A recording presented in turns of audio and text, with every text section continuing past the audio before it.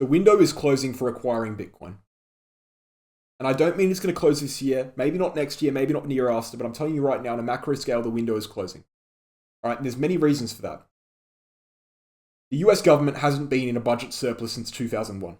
2001. 22 years ago was the last time the US government was paying off their debts. Ever since then, it has been increasing. And ever since the 1970s, ever since we removed the gold standard, it's been increasing exponentially. On the 1st of June, and probably the first week of June, not necessarily the 1st of June, we will be seeing the debt ceiling most likely raised in the United States of America. They are kicking the can down the road again, and there is only so long they can do that. The US is broke, the UK is broke, France is broke, Germany is broke, Spain's broke, Italy's broke. They're all broke. All of them. Dead broke. How are they surviving? Debt and printing. That is how they're surviving. They are not rich countries. All right? That is a scam. That is a lie. They are not rich countries. They're broke. They're surviving on debt and printing. They are making money out of thin air. But you probably know this because you're watching a cryptocurrency channel. Now, look, what is the solution to that? Not really one. Not really a solution. But there is some things you can do.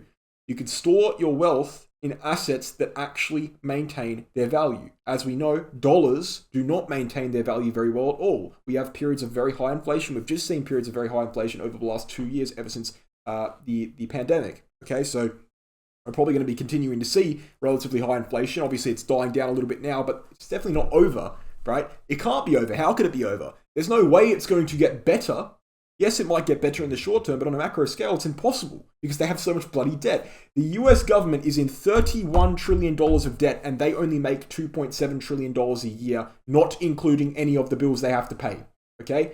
After bills, they're in the negatives. But if the US government, hypothetically, okay, didn't spend any money ever, it would take them 11 and a half years to pay off their debt. They're not going to pay off the bloody debt. It's impossible. So what are they doing instead? This is my theory, and again, people can debate me on this if they want to. I don't want to talk about it too much on YouTube, but I'd say they know it's screwed. They know they're fucked. So what they're doing is they're jumping ship to central bank digital currencies, and in doing so, not only are they jumping ship and avoiding some of the turmoil that could be caused by the collapse of the US dollar, they're also, right, gaining a dramatic amount more control on the population, right, by utilizing certain characteristics of central bank digital currencies that I'm not going to get into because I'm speaking on YouTube, which is a platform that loves to censor people.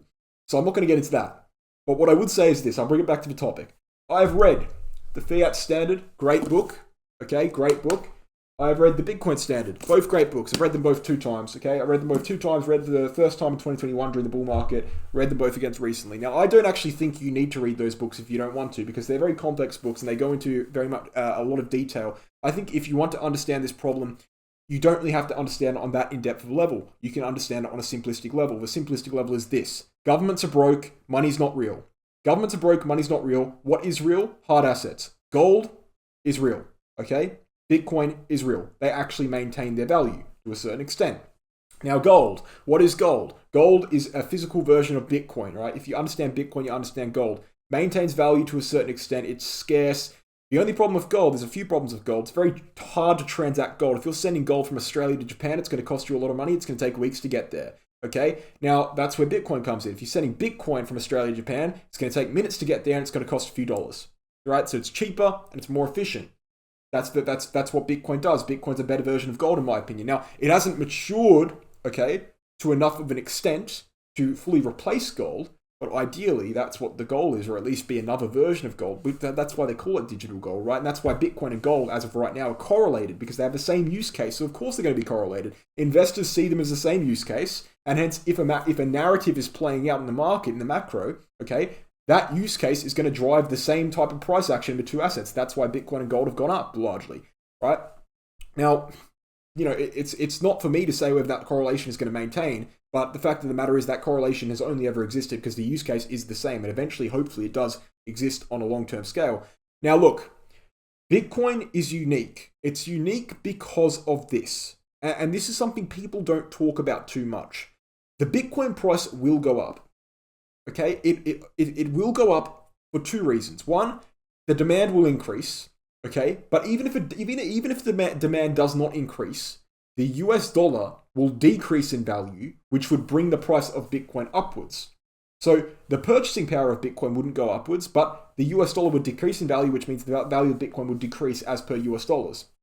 So eventually, we're going to get to a point, okay, where people cannot afford to buy much Bitcoin. We're already there. I mean, if you look at the Bitcoin price 10 years ago in 2013, you'd buy hundreds of Bitcoin at a time. Now, you look at the price of Bitcoin just recently, a year and a half ago, 68,000 per Bitcoin, 68,000 USD per Bitcoin. The average wage in the United States of America, I believe, is 48,000. So that's about a year and a half of wages, okay, under a year and a half of wages, just under, for the average American to buy one Bitcoin, assuming they have no bills, which they do have bills. And, if we're taking the average savings rate in the US, which I don't actually know what it is, I'm assuming it's under 10,000, it would take 6, 7, 8, maybe 10 years of savings to just buy one singular Bitcoin. The fact of the matter is this: 100 million Satoshis, which makes up one Bitcoin, is getting harder and harder and harder to acquire. Now, that number doesn't really mean much. It's just a number people pull out of thin air. You have to own one Bitcoin. It's a round number. It's a psychological thing. But I'm making a point. The point is, Satoshis are getting more expensive. And they're not just getting more expensive, they're getting more expensive for people to acquire because of the cost of living, because of inflation, because of the fact wages aren't keeping up with inflation, okay? They're getting eaten up. They're getting eaten up by people who have the money, and the people who don't have the money are getting left behind. This is a problem. It's a problem because Bitcoin will, in the society in which we have rampant inflation, in which governments are scrambling to keep their currencies alive, in which they're releasing central bank digital currencies, okay? Bitcoin will be the staple hard asset. Gold is not going to be easy to acquire in that society. Gold's never easy to acquire, to be quite frank with you. It's not easy to acquire to begin with. It's easy to acquire if you're a rich person. You're buying fragments of gold. It's not actually that easy to acquire. It's going to cost a lot to get there. Where you're going to store it? Where you're going to keep it in your house? Where are you going to keep it? What are you going to do? How are you going to sell it? Right? It's not actually an easy asset to hold and maintain. Okay? Bitcoin is. Everyone has a phone. Everyone has internet. Everyone has a computer. Very easy to maintain. Very easy to hold. People are going to flock to Bitcoin. That's going to be their hedge. That's going to be their way out of the centralized system. It's going to be the staple for anonymous transactions, or largely anonymous transactions. But there's only a limited amount of time before governments start tracking those transactions. We've just seen a couple of days ago the EU passing a bill, right, to basically try and verify the identity of every single person who makes a Bitcoin transaction. The window is closing. Okay, you don't have much time to acquire Bitcoin in an anonymous fashion. You will always be able to acquire it anonymously, but it's going to be harder and harder to do so. Okay? Now, in my opinion, and this is not a fact, this is my opinion. In my opinion, the ideal form of cryptocurrency, the ideal end goal for cryptocurrency, is for Bitcoin to be a very stable asset. For Bitcoin to not move in price that much. And for Bitcoin to be, for what the cryptocurrency market is right now, for Bitcoin to be the current USD. All right, what I'm talking about is people trading altcoins in Bitcoin, in Satoshi, in Bitcoin pairs. Now you can trade, for example, if I buy Ethereum, I can buy Ethereum using USD. I can buy Ethereum using Australian dollars. I can also buy Ethereum using Bitcoin. Now the ideal form, okay, for cryptocurrency is for people to use Bitcoin to transact in other cryptocurrencies, because that way it remains largely anonymous. If I have to go through USD on every single transaction I make with Bitcoin, okay, then I'm going through the centralized structure every single time. And it's in the society we're potentially coming up on, that might not be a viable option for someone trying to keep their wealth relatively secretive or relatively anonymous. That might not be a viable option. It's already becoming not a viable option. So I think that's the end goal for cryptocurrency, okay? Bitcoin being this kind of stagnant asset that people hold, not stagnant, but slow moving, just like gold, right? At the most, you're getting a couple of percent movement per day. Very, very, very slow moving. Bitcoin to be that slow moving asset, the staple, the kind of the gold, everyone keeps their money in there and it doesn't really move much. Not many people really trade it, okay? And then all the other altcoins, right, are kind of traded using Bitcoin. For Bitcoin to be the US dollar to cryptocurrency, right? That's what we want. And that's why the window is closing. Because in that kind of market, which I think will happen, okay, I'm basing this on my opinion, but I think it's very, very, likely to happen, especially given the fact that the US dollar it's a ticking time bomb. okay? And the value of the US dollar is a ticking time bomb. And with central bank digital currencies coming in, it's also a ticking time bomb that how long people actually want to use US dollars to transact. So all of it's a ticking time bomb. Eventually, I think it makes logical sense for Bitcoin to be the pair in which people trade everything within cryptocurrency, and the pair in which people transact in everything, basically, they want to do anonymously and not through centralized structures. So what you need to do in that scenario is acquire as much Bitcoin as humanly possible while it's still cheap.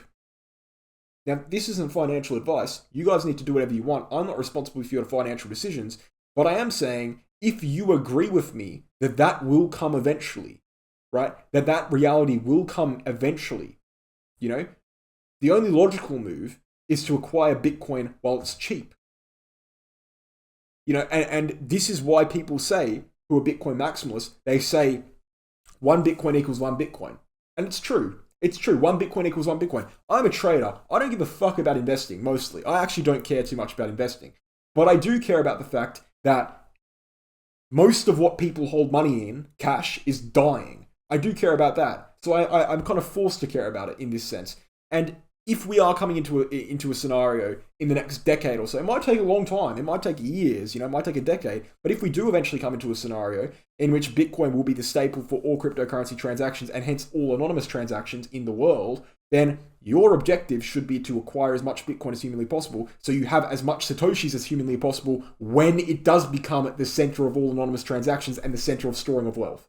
That is your goal, right? If you agree with that, that should be your goal. So the window's closing in that sense, because as the price of Bitcoin climbs, it's becoming harder and harder for the average person and for everyone to acquire Bitcoin. Okay, more people are buying Bitcoin, right? The amount of Bitcoins there are is very, very slowly increasing. It's barely increasing now, right? There's only a few million left that are going to be released into circulation. More and more people are coming in, more and more money is flooding in on a macro scale. There's very, very few Bitcoins coming into circulation, and hence the demand is skyrocketing and the supply is pretty much stagnant. That leads the price to increase, and people can't keep up with those price increases. If you wait too long, okay, you're not going to be able to keep up. You're going to be able to acquire very few Satoshis. It doesn't matter if you know the use case or not. The fact of the matter is you have to take action and actually acquire it while you can. I'm not saying you should buy Bitcoin right now. I'm not saying you should buy Bitcoin at any moment you can. I'm not saying you should buy Bitcoin every week. I'm saying that using technical analysis, using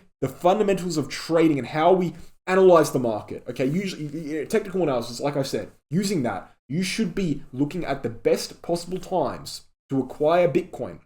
And that doesn't mean you should hold it, right, forever. I'm not saying that.